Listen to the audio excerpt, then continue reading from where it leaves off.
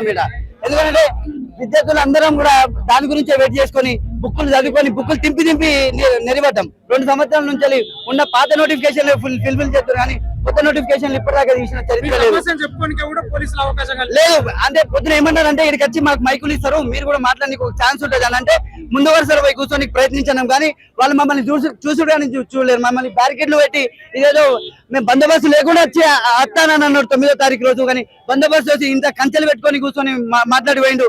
ఇప్పుడు మీరు అందరూ చూసే ఉంటారు, మేము అందరం జాబ్ క్యాలెండర్ల గురించే చూసినాం. కానీ జాబ్ క్యాలెండర్ గురించి ఒక్క నాదుడు అని పట్టించుకునే బలుమూరి వెంకట ఉన్నాడు ఇప్పటిదాకా. ఆయన లైబ్రరీలోకి వచ్చి మీరు చదువుకోరు తమ్ముళ్ళు, మీరు చదువుకోరు మేము అంటే మేము లైబ్రరీలో చదవంగా మాకు ఇంత పెద్ద పొడి స్పీచ్లు ఇచ్చి పోయిండు. అని ఇప్పుడు మాట్లాడితే మీకు ఏమైనా తెలివి ఉందా? అడగడానికి సిగ్గుండాలి అని అంటాం. మాకు సిగ్గెందుకు ఉండాలి? విద్యార్థులు అడగడానికి మాకు రైట్ లేదా?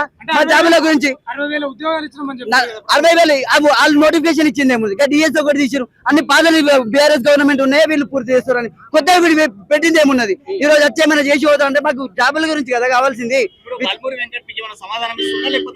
తప్పించుకొని పోయిండు ఆయన, తప్పించుకొని పోయిండు. విద్యార్థుల మీదకి వెళ్ళి విద్యార్థుల పక్షాన్ని నిల్చుంటానని మాట్లాడినాను. ఆయన ఎమ్మెల్సీగా గెలిచినప్పటి నుంచి తోక ముడుచుకొని పోతుండు. ప్రభుత్వం ఏంటంటే వాళ్ళు ఏం చెప్తే అదే ఇనుకుంటూ పోతుండ్రు. రాజకీయాలు చేద్దామని చెప్పేసి విద్యార్థులు మేమెందుకు రాజకీయాలు చేస్తాం? మాకు రాజకీయాలతో సంబంధం ఏమన్నది?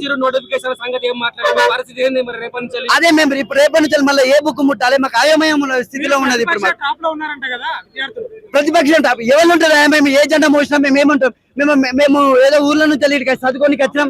2 సంవత్సరాల నుంచి వచ్చే మాకు నోటిఫికేషన్ లేక మేము అదో గతిలో ఉన్నాం. గ్రూప్ 2 రావాలా, గ్రూప్ 3 లేదు, డిఎస్సి లేదు, నాకు జీపీఓ లేదు, నా ఏ బీట్ ఆఫీసర్ లేదు, నా ఎండోమెంట్ లేదు, నా ఏ జాబ్ నోటిఫికేషన్ కొత్త ఈ 2 సంవత్సరాలలో ఆయన కొత్తగా చేసింది. అది చూస్తే అంత ఏ జనరేటర్ అవి ఎప్పటికైతే ఏమో మాకు ఇప్పటిదాకా మాకు అంపి థియేటర్ చేసిరు, అదే చక్కగా పనిచేస్తలేదు. అదేదో ఉంటే మాకు మురిపించడానికి చేసి తప్పితే వాళ్ళు చెప్పిన మాట నిరుపుకొని చెప్పింది తప్పితే అది ఏ నాటికి అవుతుందో అది ఎప్పుడు కళ్ళాలి కనాలో మాకు తెలియదు. పోలీసులు మమ్మల్ని గల్లబట్టి దొబ్బుతున్నారన్న. ఇది మంచి పద్ధతి కాదు, ఇది మంచి పద్ధతి కాదు. ఎన్ని పోలీసు కాదు, ఏం కాదు. ఇది ఏంటంటే మమ్మల్ని గల్లబట్టి కొట్టిరు, పట్టుకోరా వీళ్ళని జైలేద్దాం అని చెప్పేసి మాకు కేసులు పడితే జాబులు రాని. మాకు ఇంకిత జ్ఞానం ఉందన్న. మాకు ఎవరైనా సిఐ ఎవరైనా చేస్తే మాకు భయం అయితే అన్న, గుండెలు గబ్బుమంటాయి.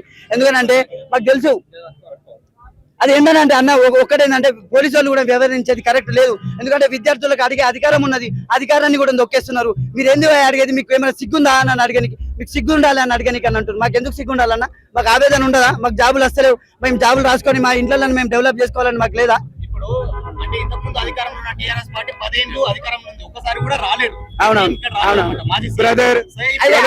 ఒకటి నిన్న నైట్ ముందస్తుగా అరెస్ట్లు అయినాయి. మా ఊళ్ళని మా విద్యార్థులను కొందరు అడిగేటోళ్ళని ముందస్తు అరెస్టులను తీసుకోపోయారు. వాళ్ళు ఏం పొలిటికల్ ఆర్గనైజేషన్ తోటి లింకప్ లేకపోయినా ముందస్తు 12కి 1కి రూమ్ లోకి వచ్చి తీసుకుపోయి పోలీస్ స్టేషన్ లో కూర్చొని పెట్టుకొని వచ్చారు. వాళ్ళని మేము కూడా ఏంటంటే 1000 కోట్లు ఇచ్చేదానికి డెవలప్మెంట్ గురించి వచ్చింది కదా అని స్వాగతించినాం. మేము కూడా ఏది క్లియరెన్స్ లేకుండా మేము కూడా సైలెంట్ ఉన్నాం. స్వేచ్ఛ ఏడు స్వేచ్ఛ ఉందన్న. పోలీసు వాళ్ళు చూస్తూనే ఉన్నారు, పిల్లలు కొట్టిరు లంచర్. కానీ ఒక ఆమె ఒక ఎస్ఐ అయితే ఒక మాట అనరాని మాట అన్నది, మా అమ్మని ఒక మాట అన్నది. మేము ఎంత బాధపడాలన్నా ఇది తప్పని చెప్తున్నాం. పోలీసు వాళ్ళు